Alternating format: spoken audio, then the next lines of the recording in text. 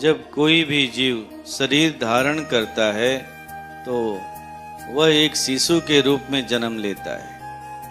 ऐसे समय में वह सत से भरा होता है, वह अपने सहज स्वरूप में प्रतिष्ठित होता है। जैसे जैसे वह बड़ा होने लगता है, पूर्व जन्म के संस्कार उसके जीवन में प्रवेश करते हैं।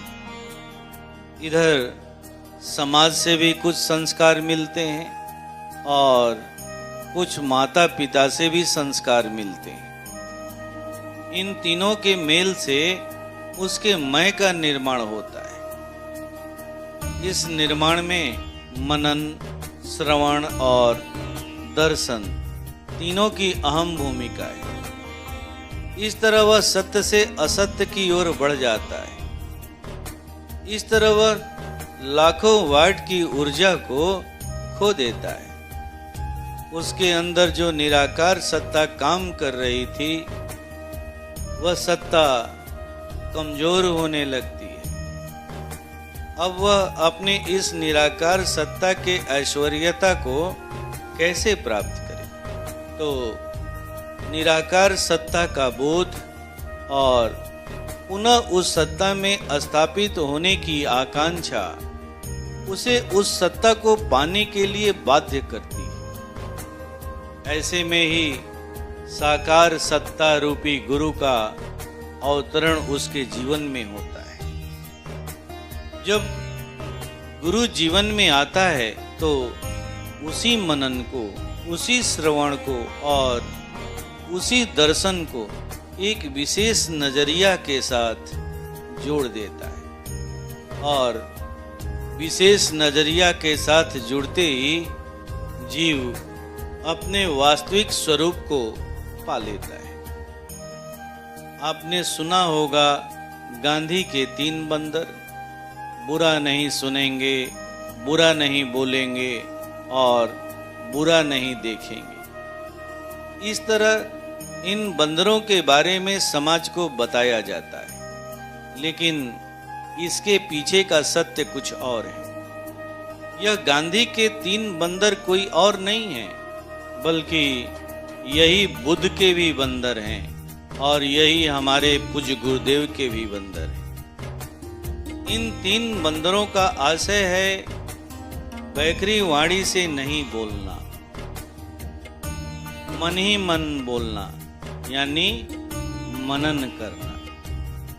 इन खुले कानों से नहीं सुनना, बल्कि अपने अंतःकरण के कान से सुनना, श्रवण करना और स्थूल आंखों से नहीं देखना, यानी अंतःकरण की आंखों से देखना, यानी गौर करना। लेकिन यहाँ इस बात को गुप्त रखा गया है कि क्या बोलना है, क्या सुनना है और क्या देखना है। इसका निर्धारण एक सद्गुरु करता है।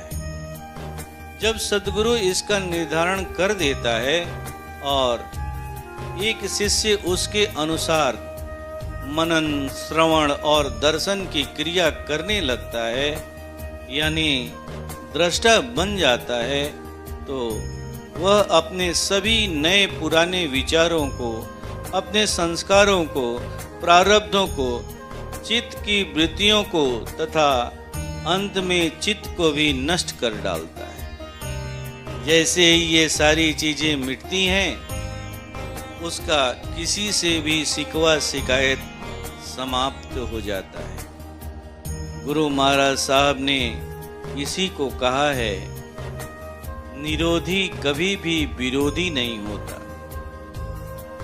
अगर कहीं हमारे अंदर कोई विरोध प्रवृत्ति पल रही है, तो निश्चित है कि हम दृष्टा भाव में नहीं जीते या नहीं रहते। जिसे हम दृष्टा भाव समझ रहे हैं, वह दृष्टा भाव नहीं है, बल्कि एक धोखा है जो आपको भी गुमराह कर रहा है और समाज को भी गुमराह कर रहा है। विरोध तो विचारों में है, विरोध तो संस्कारों में है। दृष्टा भाव तो इसी को मिटाता है।